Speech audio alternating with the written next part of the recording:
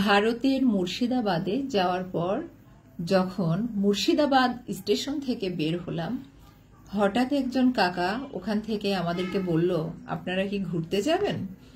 আমরা বললাম জি।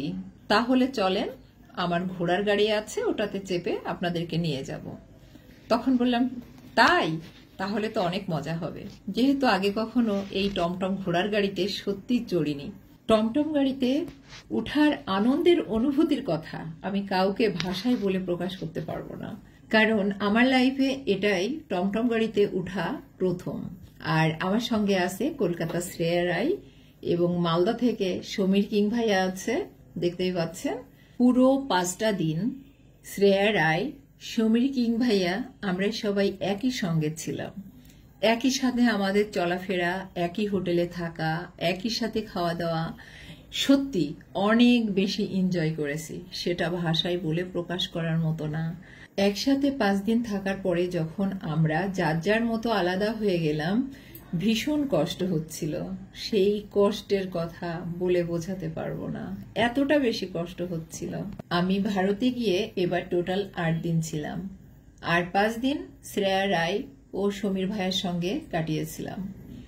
অনেক স্মৃতি আমাকে অনেকভাবে মনে করিয়ে দিয়েছে, অনেক স্মৃতি আমাকে সত্যি অনেক কষ্ট দিয়েছে। তবে এটা কোনো বিষয় না, কারণ সামনের দিনগুলোতে আশা রাখি আমাদের আবার দেখা হবে, আমরা আবার এক হয়ে সবাই মিলে একসাথে ঘুরবো, বেড়াবো, অনেক বেশি আনন্দ করব। খুব কাছের প্রিয় মানুষগুলো দূরে সরে গেলেও স্মৃতিগুলোকে কিন্তু কোনোভাবেই মুছে ফেলা যায় না। যাই হোক, টমটম গাড়িতে চড়ে আমরা অনেক এনজয় করেছি। এই টমটম ঘোড়ার গাড়িটি ঐতিহাসিক একটি গাড়ি।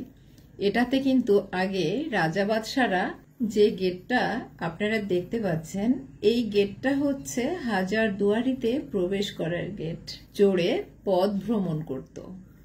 আর সেই ঐতিহ্যবাহী গাড়িতে ওঠা মানে অনেক বড় ব্যাপার, তাই না? বড় ব্যাপার হচ্ছে পরের কথা, আমি যে জীবনে প্রথম উঠতে পেরেছি এটাই তো বিশাল বড় ব্যাপার।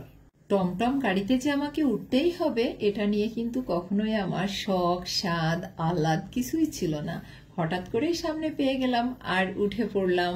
আপনারা এই টমটম গাড়িতে কে কে চড়েছেন আমাকে কিন্তু কমেন্টে জানাতে আপনারা একদমই ভুলবেন না। আমাদের টমটম গাড়ির চড়ার জার্নিটা আপনাদের দেখে কেমন লাগলো আপনারা অবশ্যই আমাকে কমেন্টে জানাবেন। কেউ কিন্তু কমেন্ট করতে একদম ভুলবেন না।